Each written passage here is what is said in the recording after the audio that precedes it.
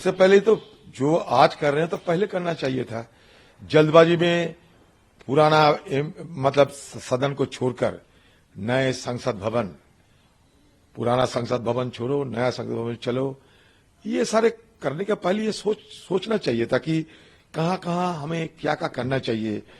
और इसके चलते, इन लोगों की जल्दबाजी के चलते आज इस घटना इस तरीके के अंजाम होने में सफल हुई है। नहीं तो ये घटना नहीं घटने वाले थे।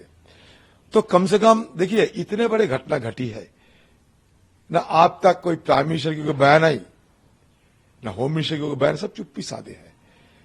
मतलब इनसे कोई ताल्लुकात ही नहीं है। लगता है कि देश की प्रधानमंत्री सेंगोल लेके जब पूजा पाठ करते हैं नया सदन के अंदर, तो वो नया सदन की आज ये हालत क्यों हुई?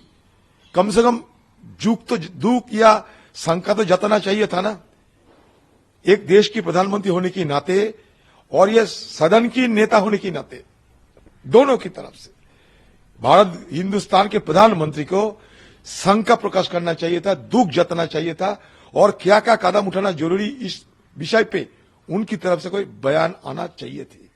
ये बड़ा तजुब लगता है कि प्रधानमंत्री के साथ हिंदुस्तान की और भारतवर्ष की हमारा जो ऑगस्ट हाउस है, पार्लियामेंट, कोई लेना देना ही नहीं है। सरकार की बड़े बड़े मंत्री, उनका कोई लेना देना ही नहीं है, क्योंकि ये Delhi police ministry of home के अंदर होते। इंटेलिजेंस फेल्योर मतलब किसका फेल्योर? कल ये मुद्दा हमने उठाया था ऑल पार्टी मीटिंग में। लोग, ये सरकार की कोई मतलब ही नहीं है।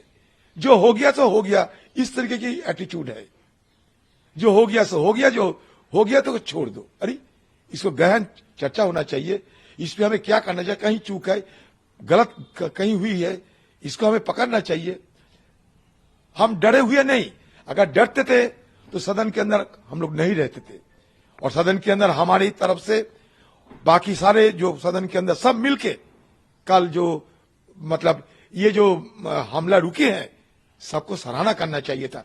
इसको भी तो प्रधानमंत्री को ये भी तो कम से कम करना चाहिए था। बेनीवाल, हमारे हनुमान बेनीवाल जैसे सबसे बड़ा औजिला, अरे बाप रे बाप, वो कैनिस्टर लेकर जिस तरीके से बाहर निकले, अगर वो बम होते तो वो फट जाते तो क्या होते, फिर भी परवाह नहीं की।